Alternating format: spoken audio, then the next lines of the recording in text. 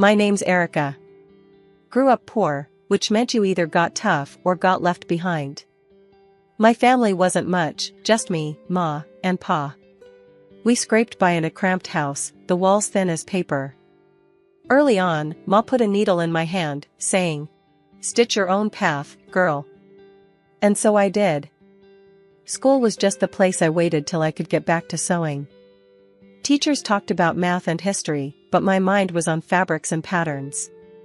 By 15, I was mending jeans and jackets for folks in the neighborhood. Life took a real turn when I met Tom. He was the cousin of my best bud, Sarah. I remember that day clear as crystal. We were at Sarah's family barbecue, and he was there, flipping burgers and laughing loud enough to scare the birds. "Hey, Erica." Sarah waved me over, a big grin on her face. "Come meet my cousin, Tom. He's been dying to meet the girl who fixed his favorite jacket."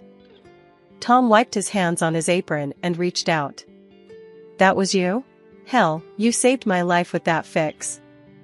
I laughed, brushing a loose strand of hair from my face. "It was just a few stitches."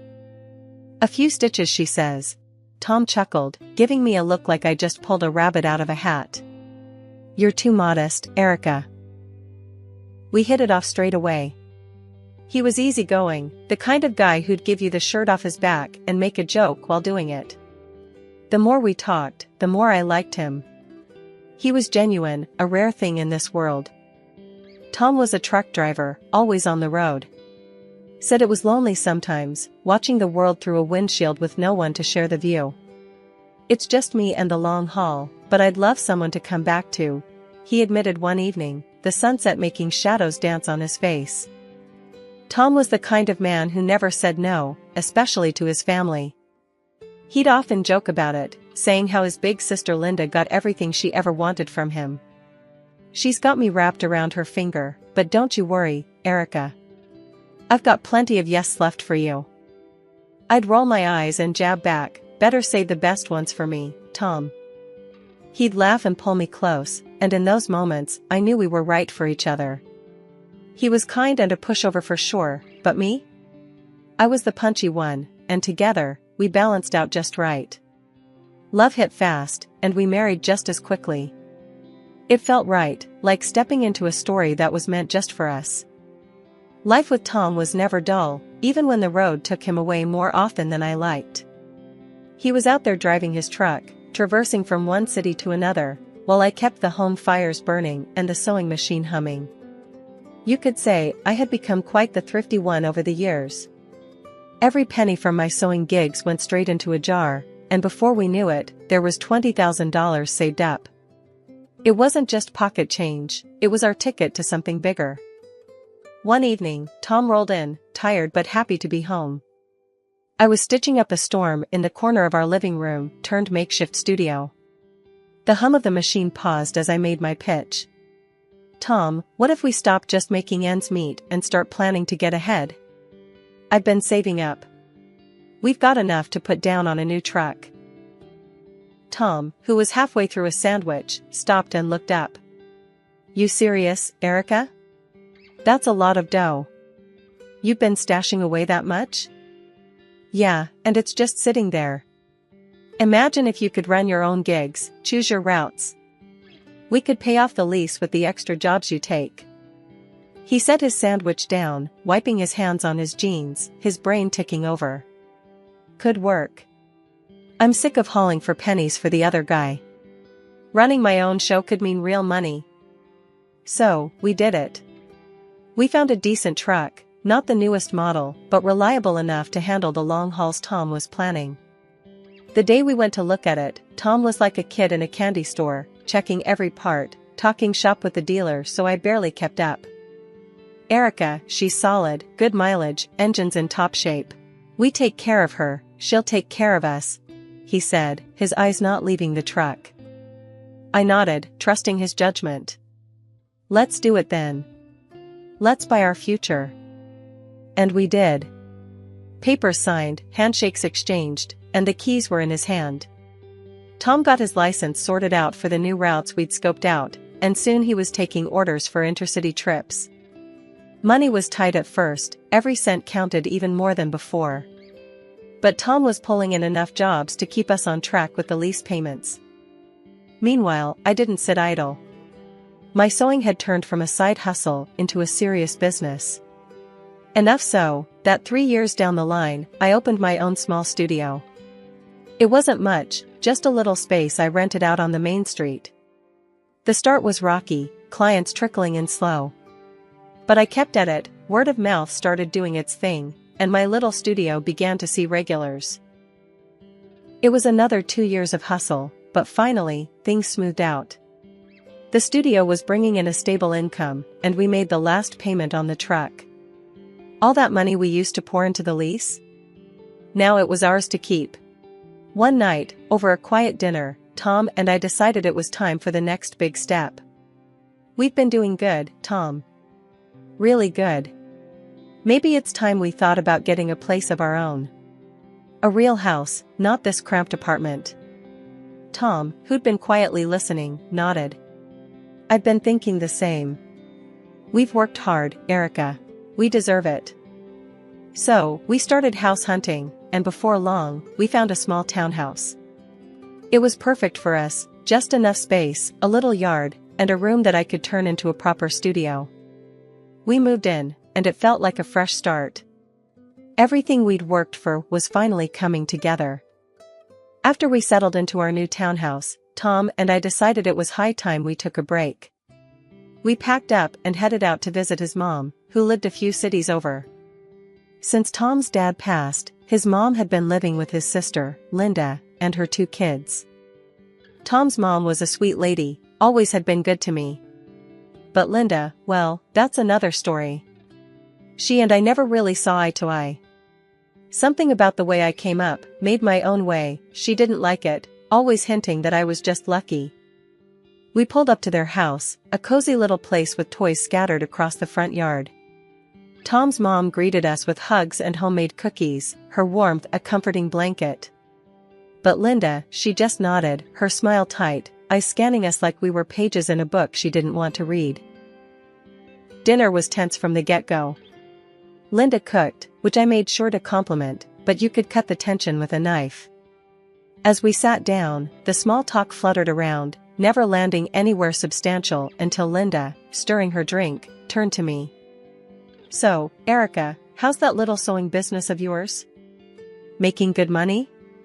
Her tone was casual, but her eyes were sharp, prodding. I paused, fork in midair. It's a studio, Linda, and it's doing well, thanks. And Tom's trucking? I bet that's bringing in plenty, huh? She was leaning in now, her voice a mix of curiosity and something darker. I set my fork down, my appetite waning. Linda, I don't think it's very polite to dig into people's finances at the dinner table. I tried to change the subject, asked about her kids, her life. But Linda was like a dog with a bone, wouldn't let it go. The evening spiraled from there, her questions peppering the air until I couldn't take another bite. I think I'm full, I said abruptly, pushing my chair back. Thanks for dinner. I could feel Tom's eyes on me, the weight of an apology in his gaze. I headed to the living room, the echo of their whispers trailing me. Later, when Tom found me looking out the window, the room was dark, save for the streetlights casting shadows. He came up behind me, his voice low. Sorry about Linda. She's always been a bit much. I turned to face him, his features drawn in the dim light. Why do you let her talk to you, or to us, like that? He shrugged, a helpless gesture that didn't sit right with me. I guess I'm used to giving in to her. Keeps the peace, you know? But at what cost? I pressed, my voice firm. She walks all over you, because she knows she can. And now me? Tom ran a hand through his hair, the lines of his face deepening. I know. It's just, complicated. She's been having a hard time since Dad passed, and Mom relies on me to not stir things up. I sighed, stepping closer. I get it, Tom, but it's not right. You can't let her push us around, make us uncomfortable in our own family. Where does it end? The next dinner was just as stressful. I tried to make conversation about benign things, hoping to keep the evening light, but Linda had other plans. She wasted no time, diving straight into dangerous waters. "You know, since you two have done so well for yourselves," she started, her voice dripping with a mix of envy and accusation, "I think it's only fair that you think about the rest of us who haven't been so lucky." Tom shifted uncomfortably in his seat, looking anywhere but at his sister. I clenched my fork a little tighter, feeling the calm before the storm. Linda continued, undeterred by our silence. "In fact, I think it's only right if you two give up your claim on Mom's property. After all, you don't need it." "I do." I was stunned. Discussing inheritance in front of Tom's mother, who was very much alive and sitting right there, was beyond inappropriate. It was disrespectful. "Linda, I can't believe you're bringing this up now," I said, my voice low and steady. "It's Mom's decision, not ours or yours." But Linda plowed ahead, her voice rising. "Oh, come on, Erica. You don't need the money. You don't need the house. I'm here with 2 kids, trying to make ends meet. It should be mine. I need it more than you do." Tom looked like he wanted to sink into the floor. He hated confrontation, especially with his sister, but even he looked like he might speak up this time. Before he could, however, his mom intervened. "That's enough, Linda," she said, her voice firm, leaving no room for argument. "I've already discussed this with my lawyer. The house will go to you and the children, and the money I've saved will go to Tom. That's final." Linda's face turned a shade of red I hadn't seen before. "But the house is old. And Erica doesn't need the money, they make plenty." Tom's mom fixed a stern gaze on her daughter. "The house being old doesn't change my decision, and it's not your place to comment on Erica's finances. What you need to do is stop counting on others and maybe get a job to support your children." Silence fell like a heavy curtain. Linda, mouth snapped shut and cheeks burning, didn't utter another word. Dinner ended quietly, and the rest of the evening passed with minimal interaction. The remainder of the week, I spent a lot of time with Tom's mom. The day we were leaving, she pulled me aside, handing me a small, ornate box. "This has been in the family for years," she said, her eyes locking onto mine. "It's filled with coins from different countries. I've added to it over the years. I want you to have it, to remember me by." I was touched, unsure what to say. "Thank you, I will cherish it. Study them when I'm gone," she added, a hint of mystery in her tone. "There's more to them than meets the eye." We hugged, a long, tight embrace that said everything words couldn't. It had been a month since our last, somewhat strained, visit to see Tom's mom. Life had slipped back into its normal rhythm, Tom returning from a long haul on the road and me buried in fabric and threads at my studio, rushing to meet an urgent order. That ordinary afternoon shattered with a single phone call. Tom answered his phone, his face draining of color as he listened. "Linda?" His voice was tight, worried. After a pause, his shoulders slumped. "Oh, no. Okay, I'll be there." He hung up, looking lost. "What happened?" I asked, my heart sinking at his expression. "It's Mom.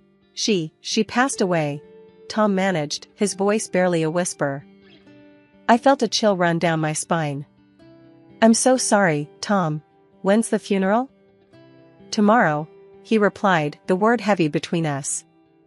"Tomorrow? That's so soon. Why didn't Linda tell us sooner?" I frowned, concern lacing my tone. Tom shook his head, just as confused and frustrated. Before he could respond, I snatched the phone from the table and dialed Linda back, my pulse racing with a mix of anger and dread. "Linda, why are we only hearing about this now? And why so rushed?" I demanded as soon as she picked up. "Erica, this really isn't your concern. I've been too upset, and we're trying to respect Mom's wishes," Linda snapped, her voice cold. "And what wishes are those?" I pushed, needing to understand her hurried decisions. "Mom said only blood relatives should attend the funeral. That's why we're keeping it small. Just family, not you." Linda explained, a bit too quickly. Tom, overhearing the conversation, gently interjected. If that's what Mom wanted, then we should respect her wishes. I'll go alone. Linda's response was almost too quick. Yes, that's best. I'll see you soon, Tom. After hanging up, the silence in our home was stifling.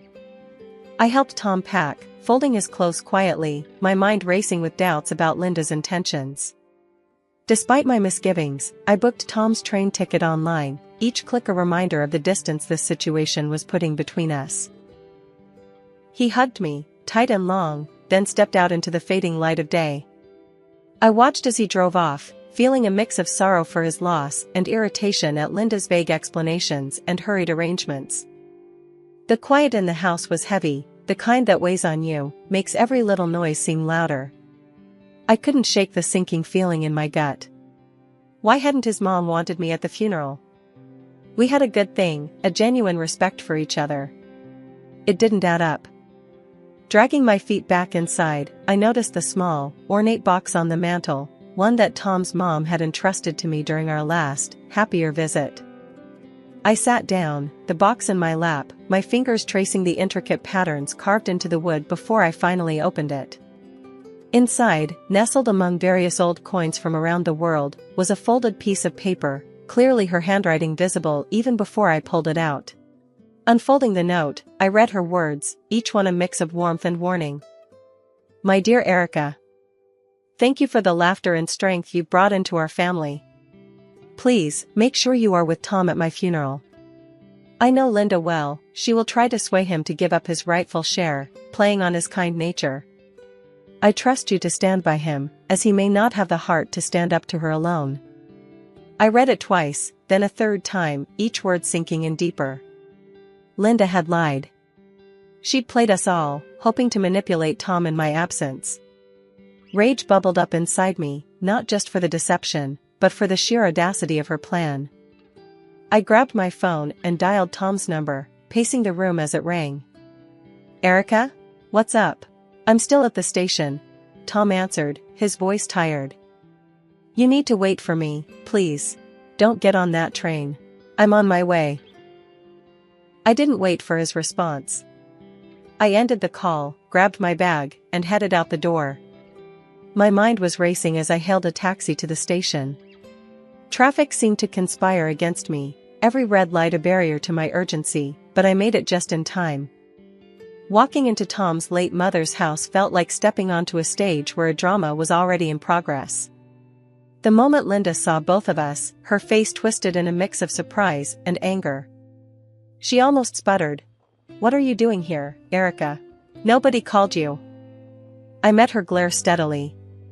I came to say goodbye to your mother, I said simply. Linda huffed, turning away to hide the fury in her eyes. The funeral was a modest affair. I stayed at the back during the ceremony, saying my silent goodbyes to a woman who had shown me nothing but kindness. Afterward, everyone returned to the house. The mood was somber as we gathered in the living room, waiting for the notary to arrive and read the will. Linda paced nervously, casting glances at me that could freeze boiling water. When the notary finally cleared his throat and opened his briefcase, everyone settled down. As per the last will and testament of Marjorie Ellen Davis, he began, his voice formal and echoing slightly in the hushed room. Linda's eyes were locked on the papers as the notary read through the legal jargon to the heart of the matter. To Linda, I bequeath the family home and all contained within. To Thomas, I bequeath the sum of $400,000. The reaction was immediate. Linda's face crumpled into tears, her sobs theatrically loud. But how can I live in that house? It's falling apart. I have no job, how will I provide for my children? Tom, ever the soft heart, looked at his sister with something akin to guilt. His eyes met mine, filled with a turmoil that said he was torn by his sister's pleas. The notary, unfazed by the display, asked if there were any questions. Linda, through her tears, begged Tom directly. Please, Tom, think of my kids. They're your nieces. We need that money more than you. Tom opened his mouth, likely to offer some kind of compromise, that was his nature. but I couldn't stand it anymore. I stood up, my chair scraping loudly against the wooden floor. The room fell silent, all eyes on me. Linda's sobs hiccuped into a shocked silence. "Enough, Linda," I said, my voice steady and clear. Everyone in the room turned to look at me, surprised by the force in my voice. "I know what you've been trying to do, and it's going to stop, right now." I pulled out the note, unfolding it with shaking hands, but a firm resolve. I read it aloud for everyone, my voice echoing in the suddenly quiet room. "Please make sure you are with Tom at my funeral. I know Linda well, she will try to sway him to give up his rightful share, playing on his kind nature." Linda's face went from sad to furious in a heartbeat. When I finished, she looked around, seemingly gauging if anyone would come to her defense. When no one did, she finally spoke, her voice venomous. "I deserve that money more than he does," she spat, standing up to face us all. "I have kids to care for, a house that's falling apart. Why shouldn't I have it?" It was Tom's turn to stand. "Because it's not what Mom wanted, Linda," he shouted, louder than I'd ever heard him before. "You've always used me, always expected me to just roll over and do what you say, because you're my sister. Well, not anymore." Linda recoiled as if he'd struck her, her face a mask of disbelief. She stared at him, her mouth open, tears stopping as if cut off by a switch. "I'm taking the inheritance Mom left me, and I'm putting it where it can do some good," Tom continued, his voice firm and resolute. The shock on Linda's face gave way to real tears, tears of defeat, not manipulation. She sobbed, covering her face with her hands, her act finally crumbling under the weight of Tom's declaration. We didn't stay much longer after that. Tom took my hand, and we walked out together, leaving Linda to her reality. As we drove home, the car was filled with a tense silence. Finally, Tom spoke, his voice quiet but strong. "I'm sorry for all this, Erica. For letting it go on this long. After securing the inheritance, we made some big moves. We split the $400,000, investing it smartly into both our futures. It felt good, right, even, to put that money to use in ways that would honor the memory of Tom's mom. First off, we bolstered the atelier. I hired a couple of skilled assistants and expanded our workspace. It was amazing to see my dream of a bustling studio come to life, filled with creativity and the steady hum of sewing machines. "Looks like you're building an empire here," Tom joked one afternoon as he watched us lay out fabric for a big order. Tom, on his side, didn't waste any time either. He used his share to buy 2 more trucks, expanding his fleet. "Gotta keep up with you, Erica. Can't have you outdoing me in ambition," he'd said with a wink. Hiring drivers came next, and soon, he had his own small but thriving transport company. It was a proud moment for us both, signing off on those trucks, knowing they were entirely ours, no loans, no debts hanging over us. Speaking of debts, we finally paid off the mortgage on our townhouse. Passing that last check across the bank manager's desk felt like lifting a weight off our shoulders. "All ours now," Tom had murmured as we walked back to the car, his arm snug around my shoulders. Life settled into a comfortable rhythm after that. Our businesses were doing well, which meant we could take a bit more time to enjoy the little things. Long walks in the evening, weekend getaways when we could squeeze them in, and plenty of quiet nights at home, just enjoying each other's company. But it wasn't just business thriving in our lives. Recently, we got some news that added a whole new layer of excitement. Turns out, I'm pregnant. The day I found out, I couldn't wait for Tom to get home. I paced around the kitchen, the positive test clutched in my hand, waiting to drop the bombshell. When he finally walked in, I blurted it out before he could even take his coat off. "Tom, we're going to have a baby."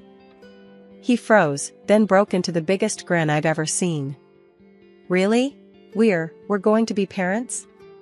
His voice was a mix of disbelief and joy. "Yeah, we are," I said, laughing as he swept me up into his arms, spinning me around in pure happiness. As for Linda, well, we haven't had much contact with her. Last we heard, she'd had to find a job to support herself and the kids. It's tough, but maybe it's for the best. Learning to stand on her own might do her some good, I figure. It's funny how life works out. There were times when I thought we'd never see the end of the turmoil. Now, here we are, our lives full and expanding like my belly, new beginnings that feel just right. We've got plans, big ones, for our family and our businesses. And whatever comes, I know we'll handle it, together. Because that's what we do best.